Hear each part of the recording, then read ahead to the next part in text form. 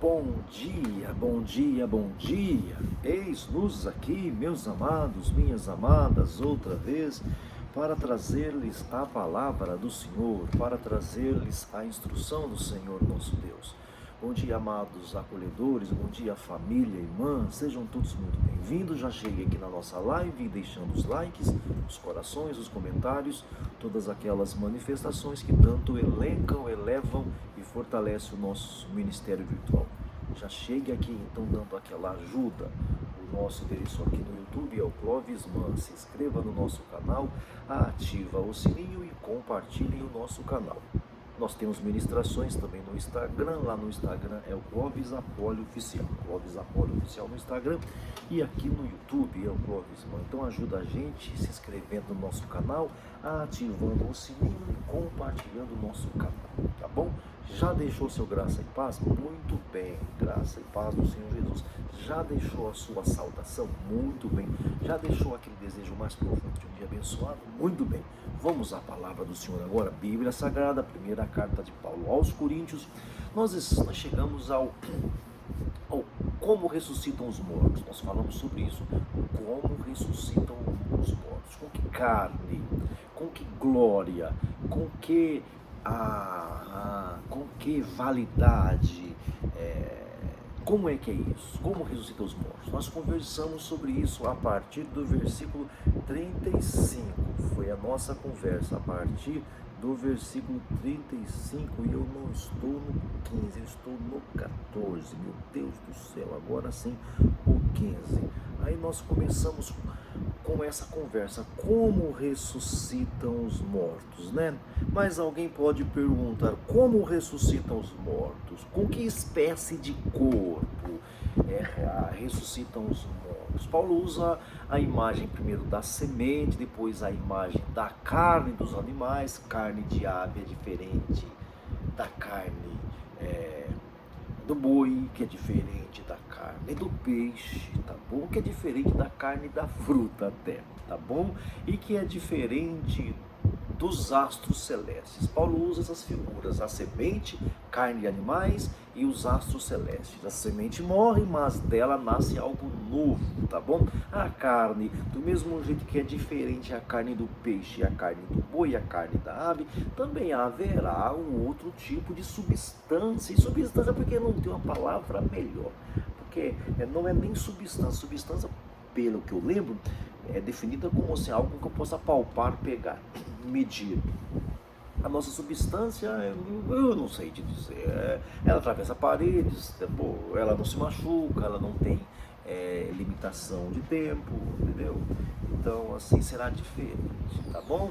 Assim será na ressurreição, nós teremos um corpo diferente, mesmo design, tá bom? O mesmo visual, glorificado. Então, assim será na ressurreição, carne diferente, glória diferente, morre, mas não fica morto, e o que eu semeio lá na terra não é aquilo que eu quero receber de volta, tá bom? Não é apenas isso. No caso da semente, eu jogo uma semente, ela apodrece e nasce outra semente, ou seja, uma fruta cheia de semente. Então essa foi a nossa conversa. O corpo que foi semeado em fraqueza ressurge forte, ressurge em glória. O que hoje é limitado será transformado. Na ressurreição é tudo diferente. Na verdade, a ressurreição é uma mensagem maravilhosa, tá bom? A ressurreição aguarda todos nós, tá bom? Quer creiam, quer não creiam. O Daniel vai falar para nós o seguinte: uns ressuscitarão para a vergonha eterna, outros ressuscitarão para a vida eterna. Ou seja, a ressurreição aguarda a todos. O bacana no Evangelho é isso, né? Em que todos terão a ressurreição. Agora, uns com upgrade, né? Para a glória, para a beleza, para o que é lindo, para o que é forte, para a excelência, para o belo. Aí alguns ressuscitarão para a vergonha eterna, a palavra do Daniel. E aí a gente chega agora no versículo 50, quando a gente fala sobre a vitória final. A gente começa agora esse novo tópico, a vitória final. Versículo de número 50. 50, cadê tu? Irmãos, eu declaro a vocês que carne e sangue não podem herdar o reino de Deus, nem o que é perecível herdar o imperecível. Então veja, aqui nós temos uma pista, hein? Uma vez que nós tivemos a imagem do homem terreno, assim teremos a imagem do homem celestial. Então Paulo usou até agora a figura da semente, a imagem dos animais, das aves, dos peixes, para falar do tipo de carne. Se existem carnes diferentes aqui, por que não pode haver carne diferente, substâncias diferentes ali? Ele usa a imagem dos astros celestes, da lua, do sol, das estrelas, e fala que cada um tem a sua glória, e a glória maior é a glória do sol, e assim alguns terão glória maiores do que outros, um terá glória maior do que outro.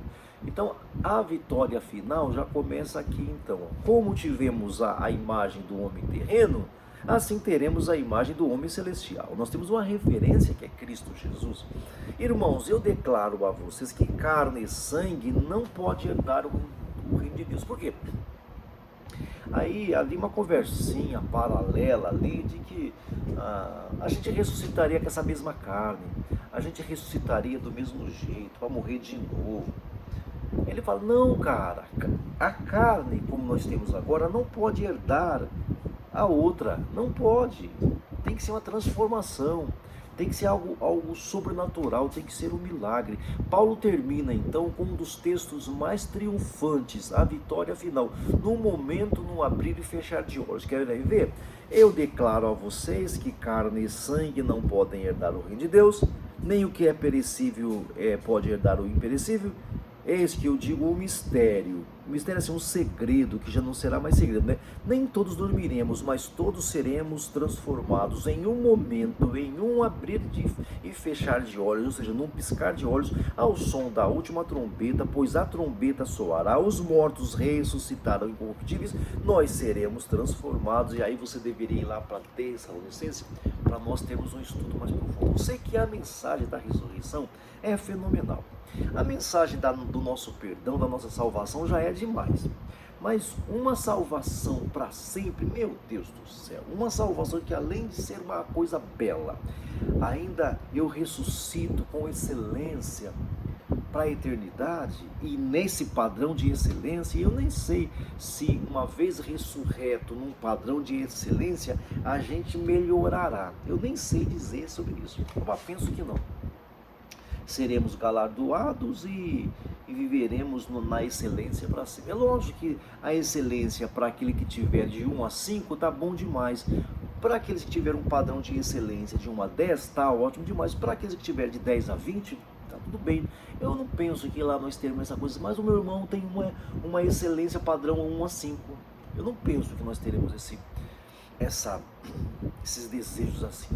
O outro lá tem um padrão de 5 a 10. O outro lá tem um padrão de excelência de 10 a 15. Eu não penso que nós teremos esses comichões, esses sentimentos.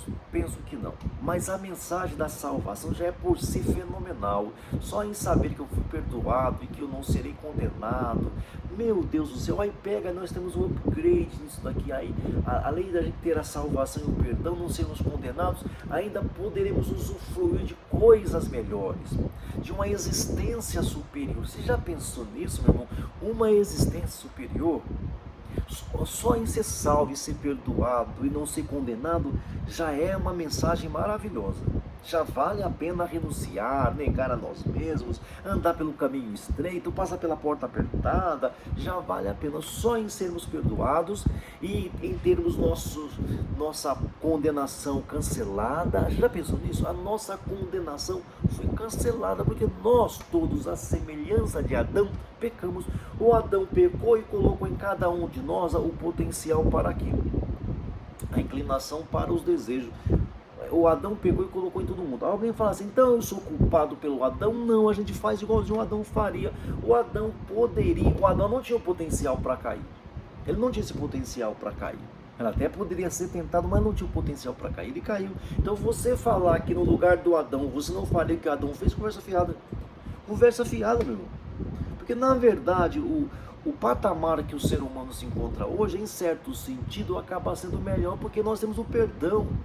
Você fez o que fez, porque tinha inclinações ou não, e aí você tem uma mensagem de restauração e de perdão e de salvação.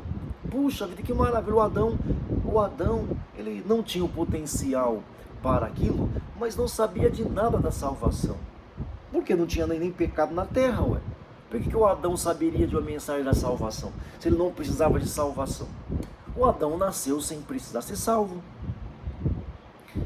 Então alguém fala assim, então o Adão colocou em nós o potencial para a queda, colocou em nós o potencial para a inclinação. Sim, mas ele não tinha isso. Uma vez que sem ter a inclinação para essas coisas, o potencial para a corrupção, ele não tinha esse potencial para a corrupção, e ele caiu. Você não pode falar que você no lugar dele não faria o que ele fez. Você não poderia falar isso.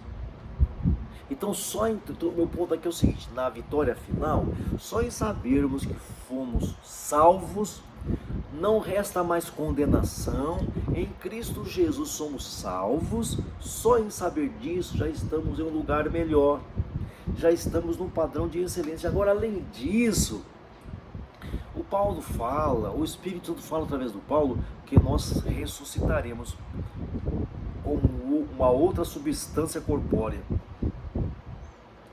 Não o corpo do Clóvis humano, nem o dos peixes, nem a carne dos animais, nem a carne das aves, mas a carne do novo homem celestial. Olha lá.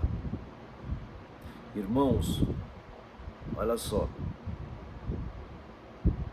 Como tivemos a imagem do homem terreno, assim teremos a imagem do homem celestial. Versículo 49. Como tivemos a imagem do homem terreno, assim teremos a imagem, a substância, entendeu? Do homem celestial, o Cristo ressurreto. Ele é o primeiro, por isso que lá em cima, nos versículos anteriores, ele chamou assim, as primícias do que dormem. Cristo é as primícias do que dormem. É a primícia, o primeiro. Então nós temos uma referência, tá bom? Como tivemos a imagem do homem terreno, assim teremos a imagem do homem celestial. Que maravilha! Vou repetir, só em sermos salvos, perdoados, ter sido condenado, a nossa condenação, ter sido anulada a nossa condenação, não pode falar, porque Cristo sofreu no nosso lugar, né? A condenação foi efetuada em Cristo Jesus, né? Foi efetuada em Cristo Jesus. Só em termos o cancelamento da condenação, meu Deus, já estamos no melhor. Agora, propõe-se um novo corpo, uma imagem diferente, um visível diferente. É proposto para mim e para você um visível diferente. É proposto para cada um de nós um visível diferente. Irmãos, eu declaro a vocês que carne e sangue não podem herdar o reino de Deus, nem o que é perecível pode herdar o imperecível. Por isso seremos transformados. Nem todos dormiremos, mas todos seremos transformados num momento, em um abrir e fechar de olhos, num piscar de olhos, ao som da última trombeta. Nós seremos transformados. Isto é maravilhoso demais, irmãos. Olha a possibilidade da ressurreição. A ressurreição espera a todos. A ressurreição nos aguarda, meus irmãos. Foi salvo em Cristo Jesus, fomos salvos. Você recebeu a Cristo Jesus no seu coração, vive de acordo com o padrão de Cristo, vive. Você está salvo, está perdoado, a ressurreição te aguarda. Mas e aqueles que não receberam Cristo? A ressurreição os aguarda, mas não a ressurreição potencialmente de excelência. Não é essa ressurreição da excelência. Aí alguém pega e fala assim, mas um Deus de amor, aí vem aquelas conversinhas todas, né? Um Deus carinhoso, um Deus bondoso, um Deus misericordioso, um Deus que levou sobre si nossos pecados. Como é que ele pode condenar? Não, ele não vai condenar. Ele falou que não tem mais condenação, mas os seres humanos querem viver debaixo da condenação. Não, ele não vai condenar ninguém, cara. Pronto, Deus não tem mais culpa nenhuma. Não, acabou esse papo de condenação, já era, foi, acabou-se tudo. Não tem mais condenação. Finalizou, acabou, encerrou. Mas então eu não creio que Deus vai condenar. Não, ele não vai condenar, ele está salvando. Agora, algumas pessoas não querem saber disso. A salvação Pela graça sois salvos por meio da fé. Isso não vem de você, é dom de Deus. Deus já providenciou a salvação para todos. Eu não acredito que o Deus fez o inferno, que Deus vai jogar o homem, um Deus misericórdia. Vem essas conversinhas, gente, essas conversinhas do ponto de vista humano, sabe? É sempre uma conversa a partir de mim para Deus. Não é uma conversa de Deus para mim. O Evangelho é uma conversa de Deus para nós. Mas nós queremos conhecer a Deus a partir de nós conhecermos a Deus. Não, meus irmãos, não é assim. Deus até usa a figura da nossa existência, a ilustração do nosso viver para ensinar-nos alguma coisa, mas você não pode ir a Deus a partir da sua ótica, é da ótica dele. Vá para ele, e porque é simples, viu? É simples, a ótica de Deus não é complicada. Um Deus todo sábio não fala de forma assim tão complicada. Nós é que somos complicados e que só cremos em um Deus que usa a metafísica, só cremos em um Deus que usa a botânica, que usa a quântica, que usa essas linguagens, entendeu? Então veja, eu não acredito que Deus vai condenar, não há mais condenação. Deus não vai condenar agora, pois não há mais condenação para os que estão em Cristo Jesus, pronto, não tem condenação, ele não vai condenar ninguém, nós vamos nos condenar. E alguns vão para o inferno e viverão sofrendo eternamente. Mas Deus não pode fazer isso. Como é que isso é desproporcional? O cara pecou durante 50 anos e vai sofrer um século. Vai, porque é tão simples a mensagem. É tão simples que nós não aceitamos. Se um se rendeu, por que outros não se rendem também? Se uns se renderam para o jeito de Deus ser, por que outros não podem se render também? Porque não querem se render. Mas é injusto. Quem é você, o cara pálida? Em barro, para falar para o oleiro como é que tem que fazer, como disse o Jeremias, hein? Como é que você pode fazer? Como é que você sendo barro, pode falar para o oleiro? Como é que você, o quadro pintado, pode falar para o pintor? Como você, quadro pintado, você que foi pintado pelo pintor, como é que você pode falar para o pintor: eu não gostei dessas pinceladas que você me deu, eu não gostei desses traços que você me deu, eu não gostei dessa reta que você fez em mim? Quem é você, o quadro pintado? Quem é você, o barro? Quem é você?